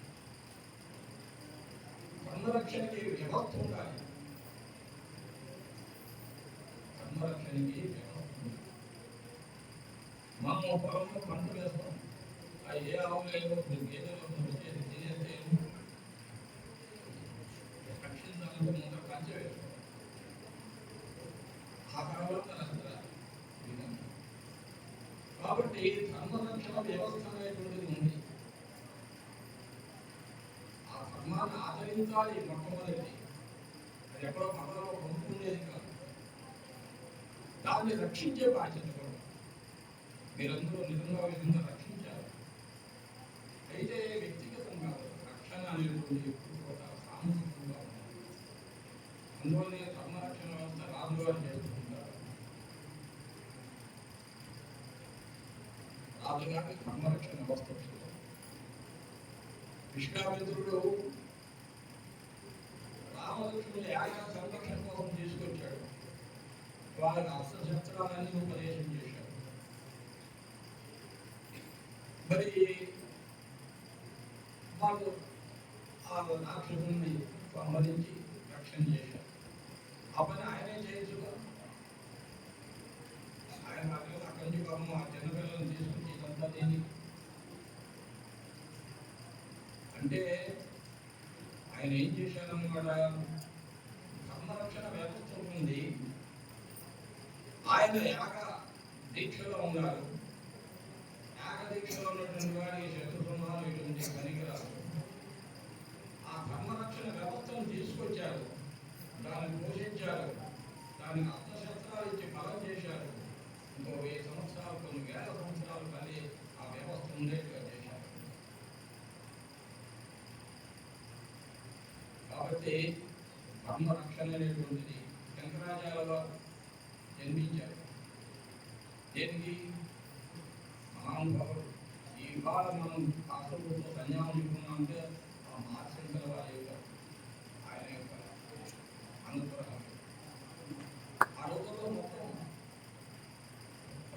దేశంతో కూడా బౌద్ధ మతం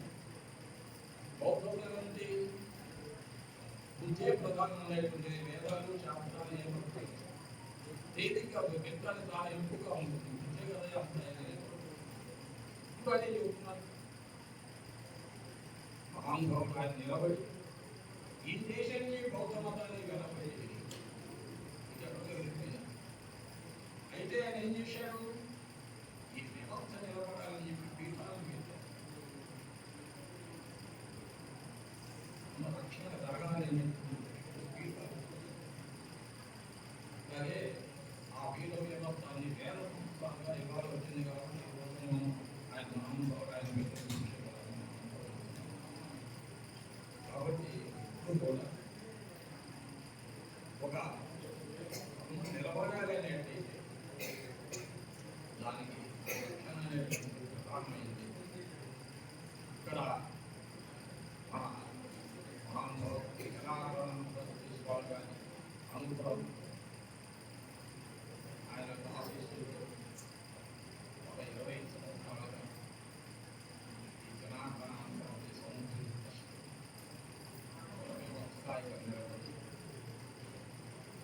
తన వంతు కృషిగా పేద రక్షణ చేయాలి అన్నాన్ని రక్షించాలనే కృషితో నిష్కామంగా ప్రయత్నం చేస్తున్నారు అందులో భాగంగానే ఈ కార్యక్రమాన్ని నిర్వహిస్తున్నాం ఇక్కడ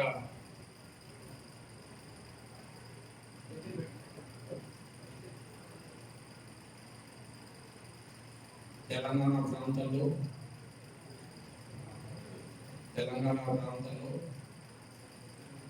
ఒక 20 సంవత్సరాల క్రితం కేవలం ఈ 10 జిల్లాలు ఉన్నాయి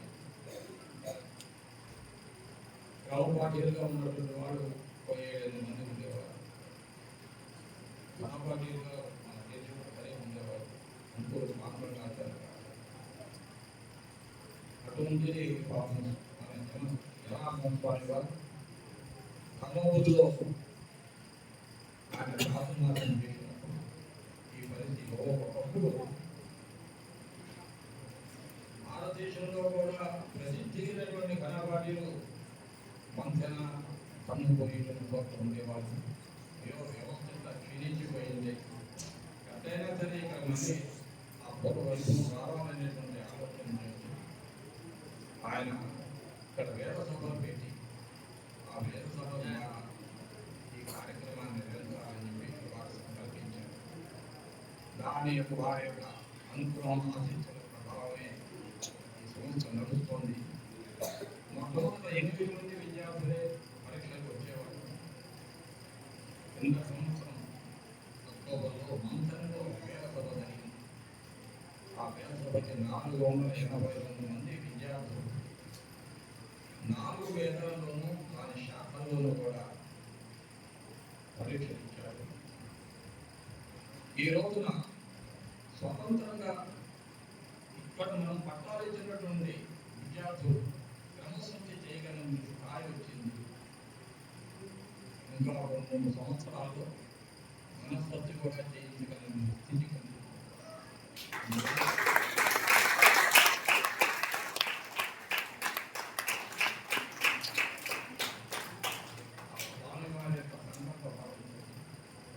కార్యక్రమం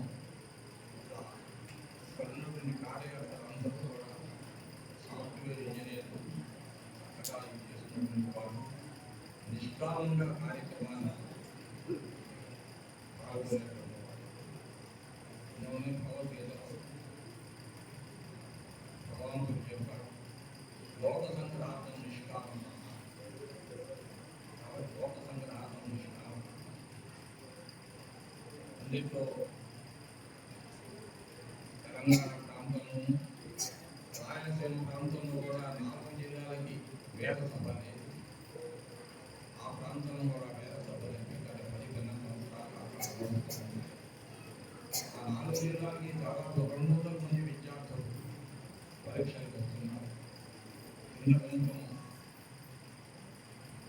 కంచె రాజులు వారి మఠం ఉంటే ఆ మఠంలో జరిగింది చాలా వైభవంగా 4 రోజుల కార్యక్రమం జరిగింది అలాగే సంధ్యావందన శిబిరం సమాప్తంలో కూడా మేము మంచి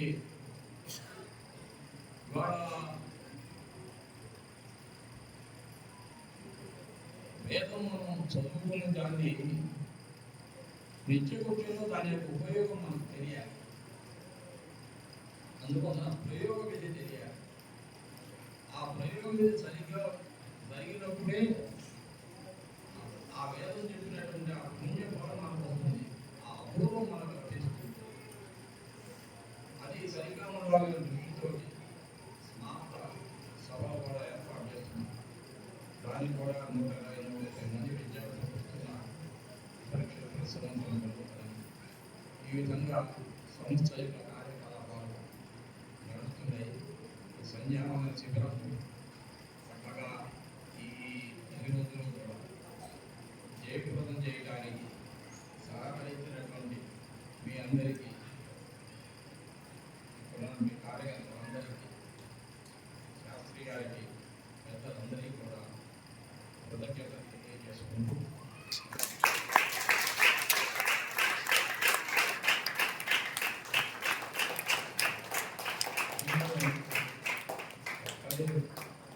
ప్రార్థన చేసే ఒక విషయమే.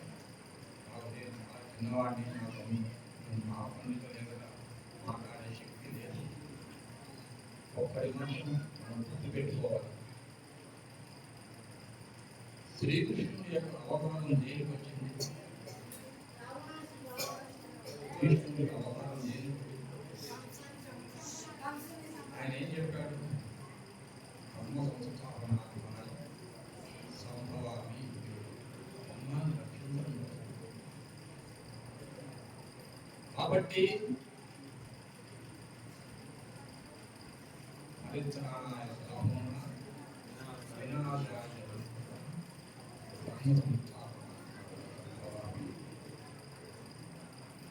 ఈ ధర్మ మార్గంలో ఉన్న వాళ్ళని రక్షిస్తాడు ఆయన. కాబట్టి ఆయన భగవంతుడి చేత రక్షణ పొందాలి అనేటైతే మనం ధర్మ మార్గంలో ఉన్నాం. కాకపోతే ఆయన వినాశాయ శిక్షిస్తాడు. ఈ ధర్మం అంటే మనం ధర్మం వేరు, ఎథిక్స్ వేరు.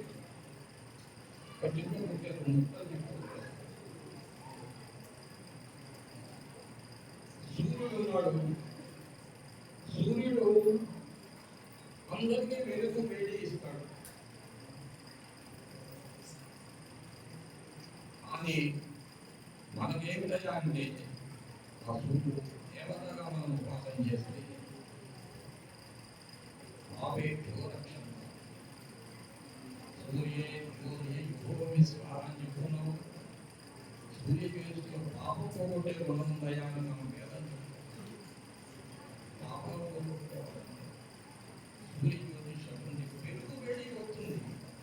నువ్వు ఎప్పుడైతే ఆ మంత్రం చెప్పుకుని చేశావో వెంటనే పుణ్యం వచ్చేసి వెలుగు వేడితోటి మన బాడీ మెయింటైన్ అవుతుంది. అదే తప్పని కాదు, మెయింటైన్ అవుతుంది. కానీ మెయింటెనెన్స్ కాదు. ఈ ముందు చూసావా పాపం పోగొట్టి ఈ పుణ్యం ఏమవుతుందంటే మెయింటెనెన్స్ ఈ దేహంతో పోతుంది. కానీ పుణ్యం ఉన్నదే ఈ జీవుడు మోక్షం పొందేదాకా వస్తుంది. అందుకోసం భగవంతుడు రక్షణ చేయడానికి వచ్చే ధర్మాన్ని రక్షిస్తున్నాడు. మెయింటెనెన్స్ కోసం ధర్మం భగవంతుడు అవగాహన తగ్గ ఆ పిల్లవాడు ఇంట్లో హోటల్లో భోజనం చేసినా తృప్తి ఆకలి తీరుతుంది. ఇంట్లో కూర్చొని పరిశోధన చేసి భోజనం చేసి ఆ ప్రాణాలు చేసి భోజనం చేసినా తృప్తి ఉంటుంది. కానీ ఇక్కడేమైంది? ఈ విధంగా చేసిన వల్ల మీకు 10 పాలు పుణ్యం వచ్చి పడింది. హోటల్లో భోజనం చేస్తే మెయింటైన్ అవుతుంది, పుణ్యం కాదు. ఇక్కడేమైంది? మెయింటెనెన్స్ తో పాటు పుణ్యం వచ్చింది. ఈ పుణ్యం ఎప్పుడు అంటే ఈ దేహం పోయినా కూడా ఆ జీవుని అనుసరిస్తుంది. ధర్మం యొక్క గొప్పతనం అది. అపూర్వం పుట్టిస్తుంది ధర్మం. ఆ బాధ గురించి ధర్మంతో సూర్యుని యొక్క గమనాన్ని కూడా ఆపేసి ధర్మం యొక్క గొప్పతనం అపూర్వాన్ని పుట్టిస్తుంది. అందుకోసమే భగవంతుడు అవతారం ఇచ్చాడు. ఈ ధర్మాన్ని రక్షించడం కోసం, మెయింటెనెన్స్ కోసం ఎట్లయినా బతకవచ్చు. పెద్ద కష్టమే ఉంది. కాబట్టి ఈ జీవిత రీతిలో ప్రతిదీ కూడా ధర్మాన్ని ఆధారంగా చేసుకుని మన మీద జీవనాన్ని నడిపినట్టయితే కోట్లు కావాలి. కోట్లు కలవాల్సిన అవసరం లేదు. ఇందులోనే అన్ని ప్రాబ్లమ్స్ సాల్వ్ అవుతాయి. మన ఇష్టాన్ని ఆధారం చేసుకుని బతుకుతున్నాం కాబట్టి మనకు అన్ని సమస్యలు వస్తున్నాయి. ఈ రిలేషన్స్ అన్నీ కూడా ధర్మాన్ని ఆధారం చేసుకునే రిలేషన్స్ ఉన్నాయి. మన భారతదేశంలో చెప్పినట్టు రామచంద్రమూర్తి తండ్రి యొక్క వాక్యం కోసం అలా ఆలయాలు చేయలేదు. తండ్రి వాళ్ళకి పరిపాలన మరి అదే ప్రహ్లాదుడు మరి ఎందుకు పాటించారు? హిరణ్యకశిపుడు మహానామ అన్నాడు ఆయన తండ్రి, నారాయణ మహానామ.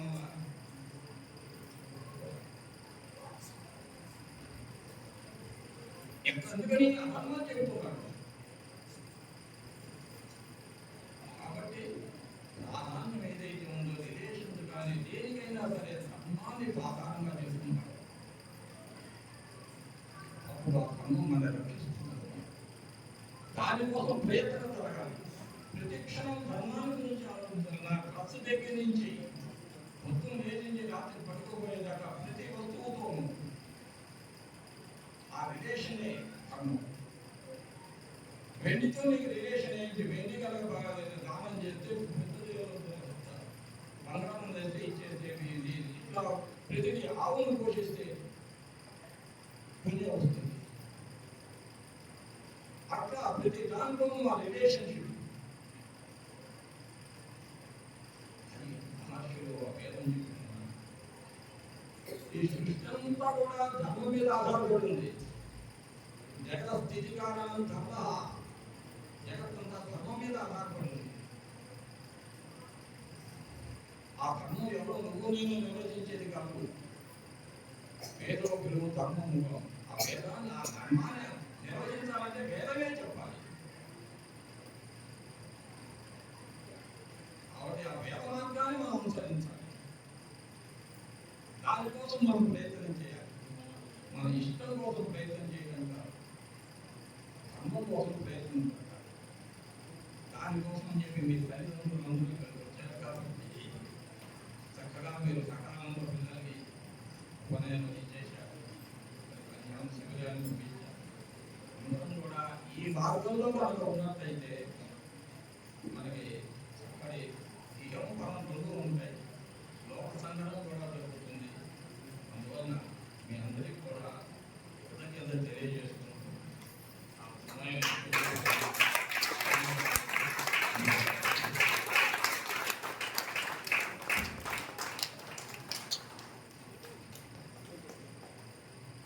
మరొకసారి అందరికీ కూడా స్వాగతం తెలియజేస్తూ ఆలస్యమైంది.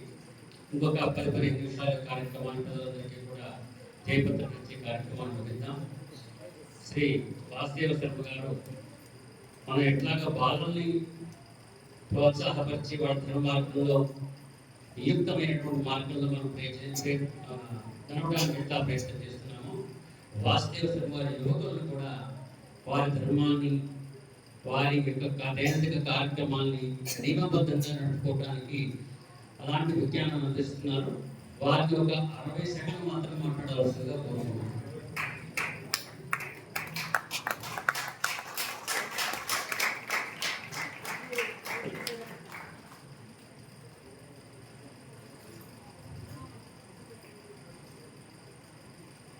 ఏదో 30 సెకండ్లు సెకండ్ ముందే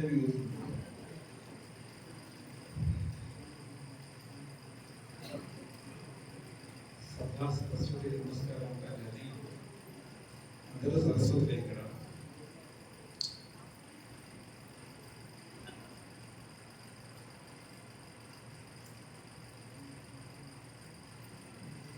ఇట్లాంటి సభలో చాలా గొప్ప ఉపన్యాసం ఇద్దామంటే సరస్వతి దేవత ఇక్కడ ఉన్నారు. మధురపుల గారు అంటే సరస్వతి అవతారం, అక్కడ తెలుగు సరస్వతి అవతారం. మన శారనాథ గారు సాక్షాత్ వేదమూర్తులు, ఈయనేమో లౌకిక వేదమూర్తులైనా ఉపన్యాసం ఇద్దామంటే ఎవరికి ఉపన్యాసం అక్కర్లేదు. ఇక్కడ కబుర్లు చెప్తామంటే పెద్దవాళ్ళ కబుర్లు అక్కర్లేదు, పాట చెప్తామంటే నాకు పాటించే లేదు. ఇంత గొప్ప విషయం పెద్దవాళ్ళు చెప్పిన తర్వాత, ఇంత గొప్ప యజ్ఞం జరిగిన తర్వాత నేనేం చెప్తే అందరికి ఆసక్తి వస్తుందో ఇవాళ నాకు అర్థమైంది. మీ అందరికీ ఆసక్తికరమైన విషయం చెప్తాను. ఎంతమంది రెడీగా ఉంటారు? అంతే కదా, అక్కడ మాడితే గొప్ప రెడీ అవుతాం. పులిహార కూడా చేశారు కదా ఈ టైంలో. ఏం చేశారండి? కాజా చేశారు. ఇంకేం చేశారు? గారెలు కూడా చేశారా? ఎంతమంది మామిడి కొట్టుకోవాలి? ఎంతమంది ఈ టైంలో పులిహార కావాలి? ఎంతమందికి గారెలు కావాలి? ఎంతమందికి తర్వాత ఐస్ క్రీమ్ కావాలి? ఇళ్ళకి వెళ్ళేది కావాలి?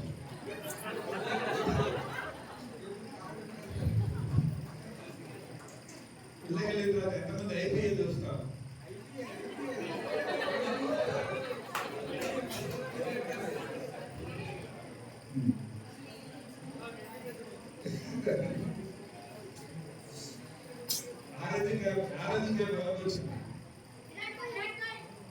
ఇక్కడ మ్యాచ్ పెట్టలేదు ఎవరు?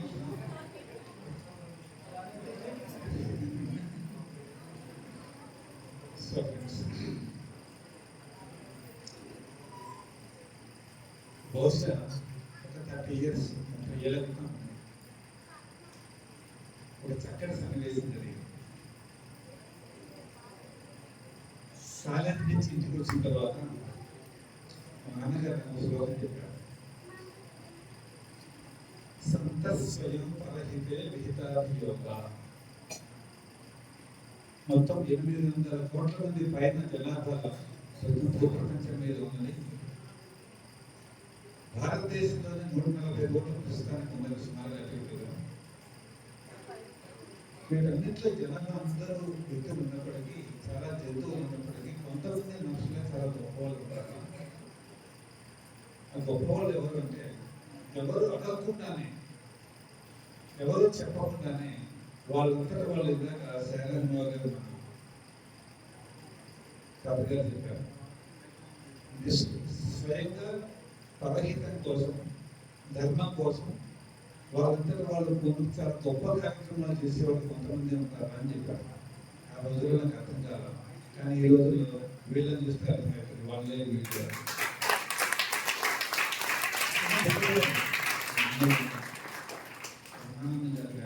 బ్రహ్మానంద గారి దగ్గర తీసుకుంటే వాళ్ళు ఆత్మీయదర్శ కార్యకర్తలా పనిచేస్తున్నారు. ఏం పరిస్థితి పనిచేస్తున్నారు ఇక్కడ? ఏదో తీసుకొచ్చి ఇక్కడ ఎందుకు నేర్పాలని ఇది డైరెక్ట్గా మనకి ఒక ఐఐటీలోనో లేకపోతే ఒక ఐఐఎంలోనో లేకపోతే ఒక మంచి పెద్ద రిప్యూటెడ్ ఇంజనీరింగ్ కాలేజీ ప్రవేశం కోసం చేసింది. వస్తుందో రోజు అర్థం కాని పుణ్యం. ప్రస్తుతానికి మాత్రం మన అన్ని వదులుకుని పిల్లలు ఐపీఎల్ వదులుకుని వచ్చారు, ఐస్ క్రీమ్ వదులుకుని వచ్చారు, ఇక్కడ కంఫర్ట్ వదులుకుని వచ్చారు, ఇంట్లో నాటలు వదులుకుని వచ్చారు. వీళ్ళందరూ ఎవరయ్యా అంటే మొత్తం భూప్రపంచం మీద ప్రస్తుతం ఉన్నటువంటి 800 కోట్ల మంది జనాభాలో కల్లా డైమండ్స్ అంటే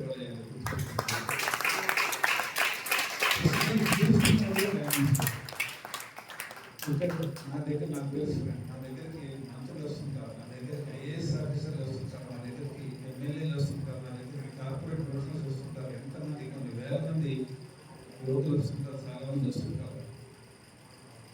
వాళ్ళందరిలో నేను గమనించడం ఒకటి, వాళ్ళు ఏ లెవెల్ వాళ్ళైనా సరే ఆ కుటుంబాల్లో 2 మాటలు ఉండట్లేదు. ధైర్యం ఒకటి, సంతోషం ఒకటి ఉండట్లేదు.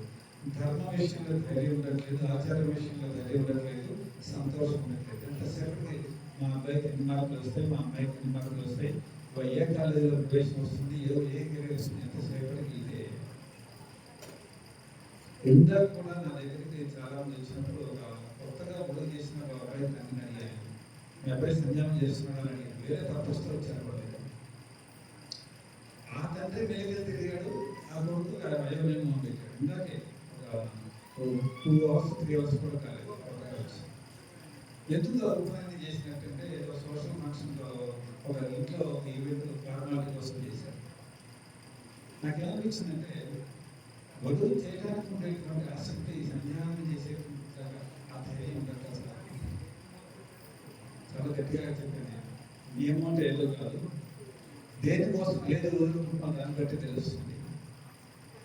మీకు కాలేజీ వదులుకుని సంధ్యానం చేసేది నియమం, దేనికోసం ఏదో అన్నీ వదులుకుంటూ ఒక ప్రేమ సినిమా, నార్మల్ సినిమాలో చూస్తుంటాం కదా, ఆ ప్రేమతో ఒక అమ్మాయిని ప్రేమించినటువంటి వాడు ఎంతమందితో ఎదిరించి ఆ ప్రేమ కాపాడుకుంటాడు. ఒక లక్ష్యం పెట్టినప్పుడు అన్ని వదులుకుంటారు, కానీ ఇక్కడ అలా వదులుకోలేకపోతుంది. కానీ నాకు చాలా సంతోషకరమైన విషయం ఏంటంటే ఇక్కడ ఉన్న తల్లిదండ్రులు, ఆ తల్లులు, ప్రధానంగా తల్లులు, ఆ తండ్రులు, ఆ తల్లులందరూ నాకు కౌశల్యంగా అనిపిస్తున్నారు.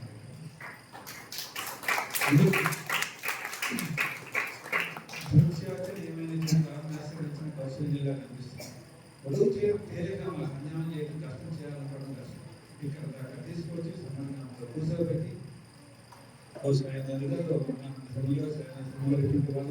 మహనీయులు ఏర్పాటు చేసిన కార్యక్రమంలో సాక్షాత్తు సరస్వతీశ్వరుడు ఉన్నటువంటి రావడం అనేది ఈ సంకల్పమే చాలా గొప్ప సంకల్పం.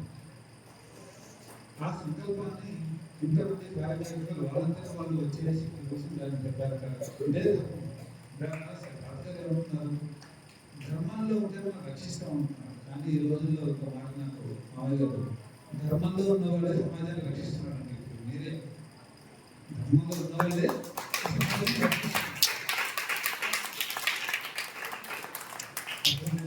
అటువంటి సంతోషాన్ని కలిగి ఉండి, ఆ ఫ్యామిలీలో ఆ సంస్కార బలాన్ని కలిగి ఉండి ఇంత దూరం వచ్చి ఈ రకమైన యజ్ఞానికి అద్భుతంగా నివేదన చేసినందుకు గాను కృతజ్ఞతలు చెప్పడం కోసం చెప్తే మీరందరూ ఒకసారి గుర్తు చేస్తాను. ఎవరైతే ఇవాళ నుంచి ఇక్కడ నుంచి సంధ్యావనం మొదలుపెట్టి ఇక్కడ నుంచి మొదలుపెడుతున్నారో వాళ్ళు ఎవరికి కెరీర్ భయాలు అక్కర్లేదు. ఏ రకమైనటువంటి కెరీర్ భయాలు అక్కర్లేదు, ఏ రకమైన చదువుల భయాలు అక్కర్లేదు. ఇది నేను ఎలా చెప్తున్నానంటే, ఒక రోజు మా ఇంట్లో జరిగినప్పుడు చిన్న సంఘటన కూడా గుర్తు చేసింది. 7th class ఎగ్జామ్స్ జరగబోతున్నాయి. మా ఇంట్లో ఒక రోజు 7th ఎగ్జామ్స్ రాయబోతున్నారు. జస్ట్ ఒక 4 రోజుల్లో ఎగ్జామ్ రాయబోతున్నాడు. మా ఇంటికి ఒక పెద్ద ఆయన వచ్చారు. ఆయన ఎవరు కాదు, విజయశేఖర్ భారతీ స్వామి గారు తాతగారు, గోపాల స్వామి గారు తాతగారు ఒక ఆయన. ఆయన ఇలా చూసి ఆ 7th class చదువుతున్న చూసి ఉడిగైంది అని అడిగారు మా నాన్నగారు. ఉడిగైందని అన్నారు. మరి వేదంలో చేస్తలేదా అని అడిగారు. అవకాశం కుదరలేదు బాబాయ్, అవకాశం కుదరలేదని చెప్పేసి తలుపులు మూసేయాలి. అడిగారు కదా ఆయన, నువ్వు చెప్తావా బాబాయ్ అని అడిగారు. నేను చెప్తాను అన్నారు ఆయన. అంతే. సాధారణంగా ఎక్కడైనా జరుగుతుందంటే 7th class ఎగ్జామ్స్ అయిన తర్వాత ఇంట్లో మాట్లాడుకుని వాళ్ళతో మాట్లాడుకుని పంపిస్తానని చెప్పాలి. కానీ మా నాన్నగారు ఒకటే సెకండ్సే, నువ్వు చెప్తావు బాబాయ్, నేను చెప్తాను, తీసుకెళ్ళిపో మా అబ్బాయి.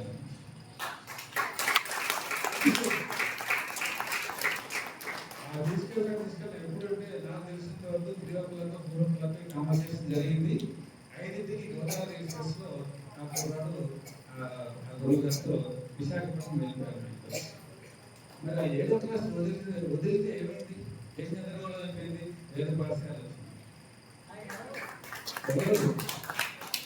ఆంజనేయ శాస్త్రి.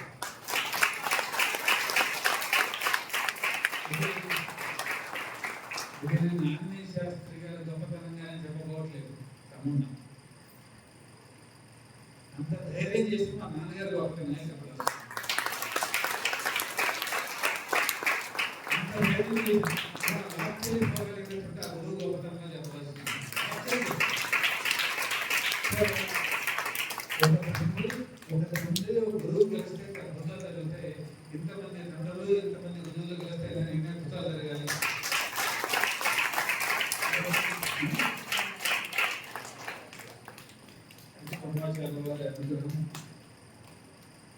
ఎంతమంది గురువులు ఎంతమంది జగత్ గురువులు అనుగ్రహించినటువంటి క్షేత్రం ఇది. సాక్షాత్తు జనార్దన స్వామి వారు భగవంతుడు క్షేత్రంలో పిల్లలు పంపించారు. మీరు వదిలేసేయండి, ఏం వదిలేసేయాలంటే ధైర్యాన్ని వదిలేసేయండి, ధైర్యాన్ని పట్టుకోండి. ఏ ఒక్క రోజు కూడా పిల్లవాడు సంజ్ఞానం చేసుకోవాలి. కాలేజీ పంపించేసి స్కూల్ పంపించేసి సంజ్ఞానం కూర్చోబెట్టాలి. ఆ స్కూల్ నుంచి పంపిస్తే ఆగింది సంజ్ఞానం మాత్రం చేయాలి. ఏమి పని లేదు, ఏమి పని లేదు. మా పిల్లలకి మేము అలాగే చేసాం. మేము స్కూల్కి లోకల్ స్కూల్ మేనేజ్మెంట్ లోకల్ ఇవాళకి లోకల్ ఏమీ జరగలేదు, ఏమి జరగలేదు. సో ఈ అవకాశం నాకు ఇచ్చినటువంటి పెద్దలకు